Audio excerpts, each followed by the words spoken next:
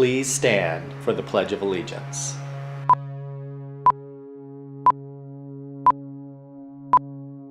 I pledge allegiance to the flag of the United States of America and to the republic for which it stands, one nation, under God, indivisible, with liberty and justice for all.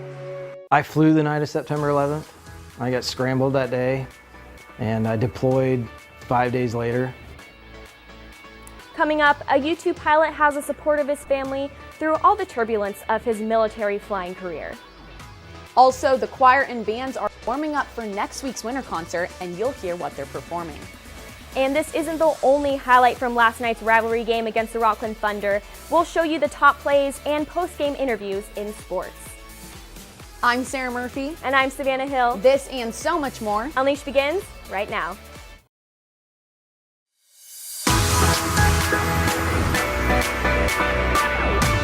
We are WCTV 19. Covering your community and your campus, we are teens documenting reality.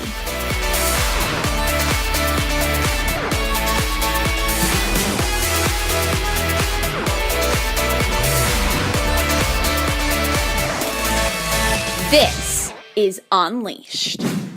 Good morning, Wildcats. Today is Wednesday, December 14th, and up first, this is Winter Wonderland Week. That's right, Sarah. And at lunch today, head down to the amphitheater and take a holiday photo with Wildcat. Also, you can write a Make-A-Wish letter. After your photo with Wildcat, write down what you want for the holiday season and put it in the wish box. So for every letter written, Macy's will donate $1 to the Make-A-Wish Foundation.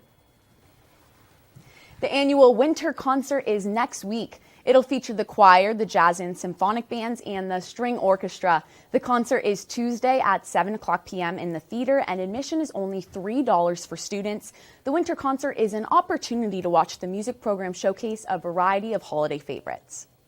And the annual giving tree was restocked. So many of you have taken ornaments and bought gifts that the tree has had to be refilled 3 different times. If you haven't had a chance yet, take a look at the giving tree in the cafeteria.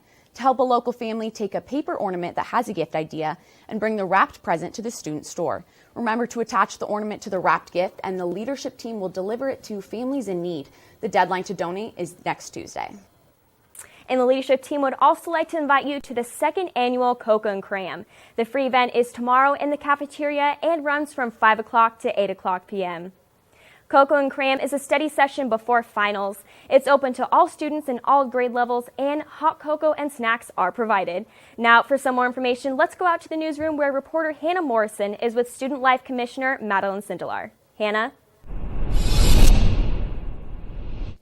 Thanks, guys. I'm here with Madeline Sindelar, and tomorrow night is the second annual Cocoa and Cram. So, Madeline, for those who don't know, can you explain to me the overall purpose of the event?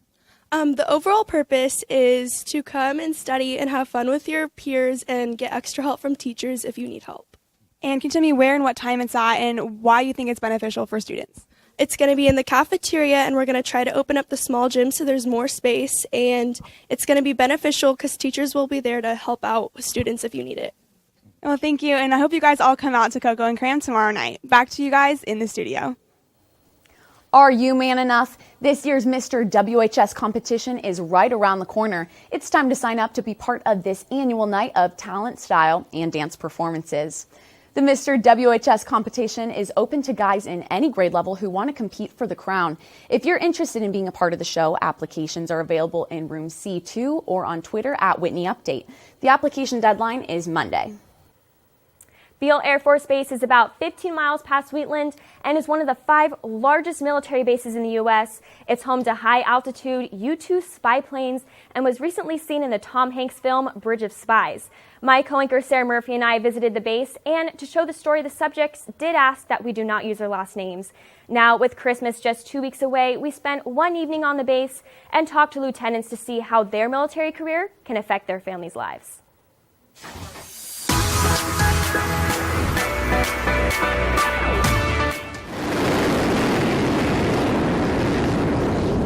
Speeding off the runway at over 140 miles per hour and soaring above the atmosphere is just another day at work for a U-2 pilot. Being up high enough to be able to see blue turned to black and looking straight up, and there's more stars than you can even comprehend. Balancing life as both a family man and a pilot. And then did you want anything to drink while you wait? The water? Chris prepares to separate himself from the world every time he's in a plane. So when I get home, I'm kind of expecting home to be like I left it. Well, life has moved on, and there's been so much other stuff that they've been dealing with. I'm here in Sutter County, just a few short miles away from the Sutter Butte mountain range, where just 2 months ago, a U-2 plane crashed on a field just like this one. And unfortunately, the U-2 pilot lost his life. Morgan and Angie deal with the fear every day that something like this might happen to Chris. The absolute most fear that I have of him doing this job is just the, unthinkable that something would happen while he was up so high. However, in this 20 years of service flying these planes, his family has been able to travel the world. I think they find out who they are a lot faster because they get to go see a ton of different places and experience a ton of different things. Look at how small we were. No one's like a toddler. On average, the family moves every 3 years, but they say they'll always support Chris's dream and passion for flying. We support what he does, and we support where we go. We support his mission. We support each other. It's all about support, not sacrifice. Reporting for WCTV 19 with photographer Savannah Hill, I'm Sarah Murphy. There's 10, 8, 6, 5. And while we were visiting with the family, Angie told us that the military provides opportunities for deployed soldiers to feel at home no matter where they're stationed. That's right, and I know for us both, before we did the story, we didn't have a huge knowledge of military life. But after we were escorted onto the base and witnessed the U-2 planes firsthand, it was a truly eye-opening experience. Yeah, so we do want to take this time to thank all military personnel for their service, because it truly does take a lot of courage. And now we're joined by Emily Brumley with your Word Around Campus. Hey you guys, so at the beginning of this year, the leadership team introduced the Whitney United movement, and they've challenged us to unify as a student body. That's right. Ever since they issued the challenge, I've noticed multiple random acts of kindness occur across the campus. Yeah, me too. I've even seen some students leaving little notes on people's desks for their next period. And I have another example in the Word. Let's get right to it.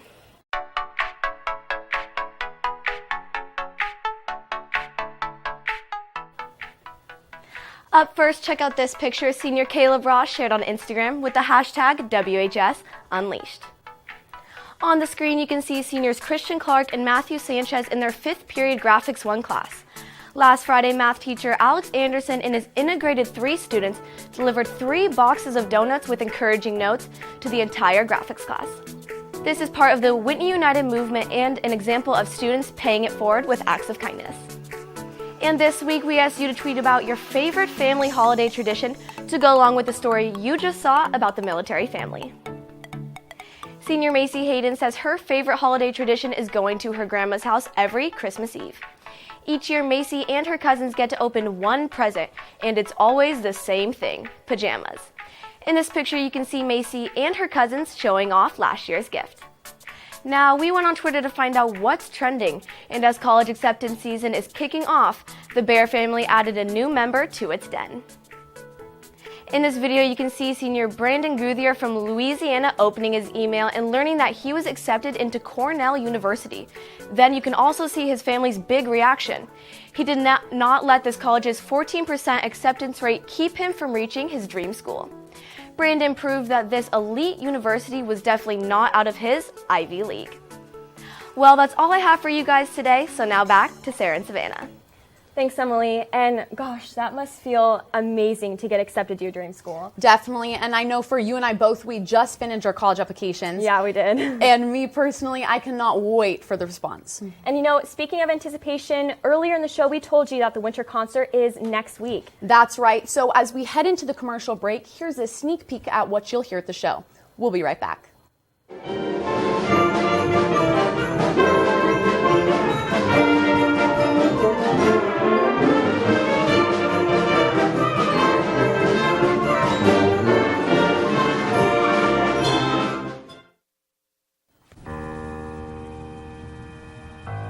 Hey, something going on? Oh no, nothing's wrong. You know, I've noticed that you've been acting different. Are you thinking about suicide? Just know I'm always here for you. I was there for you when you got your new car. I don't know. Bree's looking at it. And I was there for you when it broke down. I was there for you when you had your first kiss. And I was there for you when you had your first breakup. I was there for you when your mom was diagnosed with cancer. And I was there when she won the battle. I was there for you then, and I'm here for you now. There's always someone there for you at 1-800-273-TALK. Welcome back, and thank you Camille Baldovino and Jillian Madden for that PSA. Now, here's what's happening in clubs. The Evolutus Book Club is hosting their 3rd annual library book drive. Students will earn 1 hour of community service for every 3 books donated. And books can be dropped off before or after school and at lunch in the library. The deadline to donate is Thursday, December 22nd. So don't miss this chance to earn community service and support the WHS Library. And the FCA Club is hosting former Sacramento State and San Francisco 49er football player Otis May. The meeting is today at lunch in the small gym. And Otis May will talk about his experiences in athletics and his walk with God. The meeting is open to all students, and again, it's today at lunch in the small gym. And here's the latest from the Career Center. The American Association of University Women has a scholarship for graduating senior girls. They're looking for senior girls who are planning on attending a 2- or 4-year college or university. The selection criteria is financial need, an essay, 3 letters of recommendation, community experience, and GPA. Pick up an application today, and they're due by February 28th. The Speech Trek contest application deadline is January 13th. The contest is open to all students, and winners can earn between $100 and $850. Pick up an application today in the Career Center. Now it's time for sports, and you know the gym last night was packed for a Corey Classic. So we're going to send it over to Bree Eastlick with the highlights in the full court press.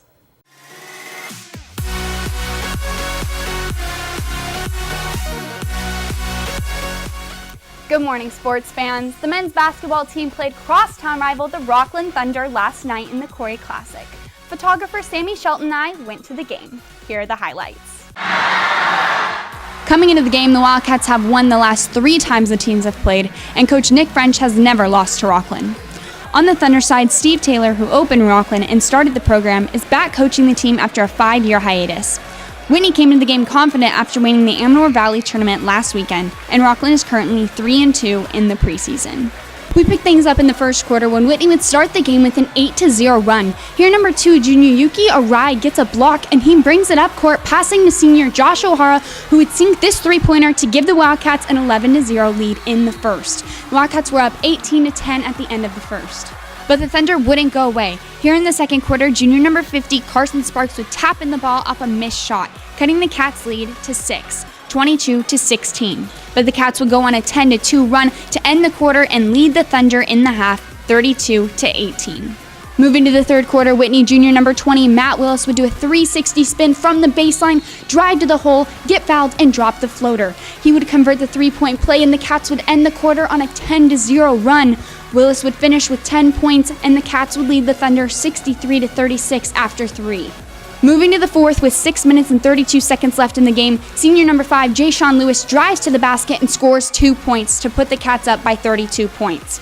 72-40. Lewis would finish with 15, and the Wildcats would beat Rockland by 26 points, 84-58. We just got to get more consistent offensively and take care of the ball better. We have a tendency to turn the ball over a little too much. I'm just happy this is over with. It's such a big deal to these guys, such a big deal to the school. To me, it's just kind of another game. But I'm glad we won. I'm glad we played well. I'm glad we showed out for our crowd. Well, I just didn't want to mess up and embarrass myself in front of the crowd. And it's fun playing against with the crowd like that, especially when there's another student section going against them, and it just makes the game more intense. Reporting for WCTV 19 with photographer Sammy Shelton and Ryan Bauer, I'm Bree Eastlick. Now, here are some of the games you can check out tonight and tomorrow. Up first, the men's soccer team hosts the Bella Vista Broncos, who they lost to last year 1-0. That game begins at 7:30. And tomorrow, the women's soccer team also plays Bella Vista down in the stadium. The team lost to the Broncos last year 4-1. Kickoff is at 7:30. And the men's wrestling team is hosting Antelope tomorrow down in the gym. It is the team's first league dual meet. Weigh-ins begin at 6 o'clock. The wrestling team is hosting a tournament on Saturday and they need your help.